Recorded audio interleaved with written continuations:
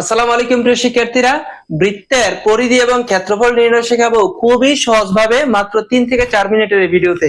এখানে এটা হচ্ছে একটি বৃত্ত এবং বৃত্তের যদি আমরা এদিকে একটা রেখাংশ আঁকি, ঠিক আছে, এই বিন্দুটাকে যদি আমরা এ বিন্দু দেই, এ এবং উ যে রেখাংশটা আঁকছি এটাকে বলা হয় বৃত্তের ব্যাসার্ধ। বৃত্তের ব্যাসার্ধকে প্রকাশ করে হচ্ছে আর দ্বারা, ঠিক আছে।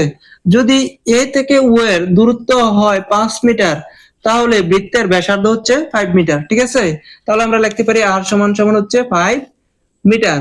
যদি আমরা এটাকে এখান থেকে এখান পর্যন্ত আমরা বর্ধিত করি, ঠিক আছে, এই বিন্দুটাকে দিয়ে দিলাম আমরা ভি বিন্দু, অর্থাৎ এ থেকে বি পর্যন্ত যে রেখাংশটা আছে ওইটাকে বলা হয় বৃত্তের ব্যাস। এটাকে প্রকাশ করে 2r দ্বারা, ঠিক আছে। বৃত্তের ব্যাস হচ্ছে 2r। এখান থেকে এখান পর্যন্ত যদি 5 মিটার হয়, এখান থেকে এখান পর্যন্ত কত মিটার? 5 মিটার। সুতরাং বৃত্তের ব্যাস এখান থেকে এখান পর্যন্ত টোটাল আছে 10 মিটার।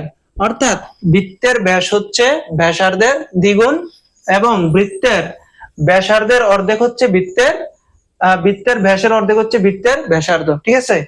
যদি পুনরায় আবার আমরা এদিক থেকে এদিকে একটা আঁকি, এটাও কিন্তু বৃত্তের ব্যাসার্ধ, অর্থাৎ এটাকে যদি সি বিন্দুতে এখান থেকে এখানেও দূরত্ব 5 মিটার, এটাও কিন্তু বৃত্তের ব্যাসার্ধ, ঠিক আছে। এখানে যদি আমরা ক্ষেত্রফল নির্ণয় করি, বৃত্তের ক্ষেত্রফলের সূত্র হচ্ছে পাই আর স্কয়ার, ঠিক আছে। বৃত্তের ক্ষেত্রফল হচ্ছে পাই আর স্কয়ার। এখন পাই এর মান, পাই সমান সমান কত লেখা যায়? পাই এর একটা মান আছে, পাই সমান সমান পাই সমান সমান হচ্ছে 3.1416, ঠিক আছে। এটা হচ্ছে পাই এর মান। তাহলে পাই এর বদলে লিখতে পারি 3.1416 ইনটু আর এর মান। আগেই বলছি আর হচ্ছে বৃত্তের ব্যাসার্ধ, এখান থেকে এখানের দূরত্ব 5, এটা হচ্ছে বৃত্তের আর, যেমন এখানে আমরা লিখে দিছি। তাহলে আর এর বদলে কি লিখতে পারি? 5। যেহেতু আর এর উপরে স্কয়ার আছে সেহেতু 5 এর উপরেও square, equal to 3.1416 into 5 square কত হয়? 5 স্কয়ার মানে হচ্ছে 5 কে দুইবার গুণন। 5 কে যদি দুইবার গুণন করি, 5 5 কত পাইতেছি? 25। এবার যদি এই অংশ আর এই অংশ ক্যালকুলেটরে গুণ করি তাহলে কত পাই? 3.1416 গুণন 25 ইকুয়াল টু পাইতেছি 78.54।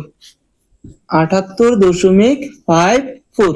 যেহেতু এটা ক্ষেত্রফল সব সময় বর্গ এককে লিখতে হয়, সেহেতু বর্গ, এবং একক যেহেতু মিটার সেহেতু লিখে দিলাম বর্গ মিটার, ঠিক আছে।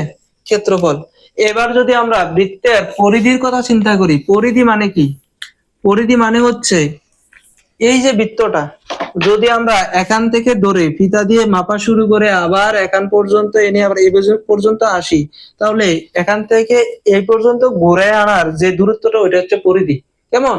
যেমন একটা জমি যদি আমরা, গোলাকার জমি যদি আমরা বেড়া দেই চতুর্দিক দিয়ে, যেমন গাছ যেভাবে বেড়া দেয়, গাছের বেড়ার যদি চতুর্দিকের মাপটা মাপি, সেটা হচ্ছে ওই গাছের বৃত্তের পরিধি।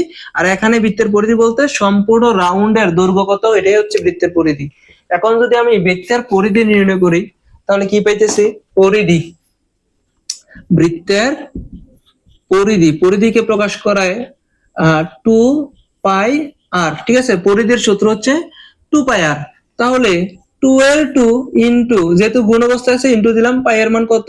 3.1416 ইনটু আর এর মান কত? আর এর মান আছে 5। তাহলে সমান সমান সবটা হিসাব করলে কত পাইতেছি? 2 ইনটু 2 গুণন 3.1416 গুণন কত? 5। টোটালে পাইতেছি 31.416, 31.416। যেহেতু পরিধির একক হচ্ছে যেটা আছে ওইটা, ঠিক আছে। মিটার হলে মিটার, সেন্টিমিটার হলে সেন্টিমিটার।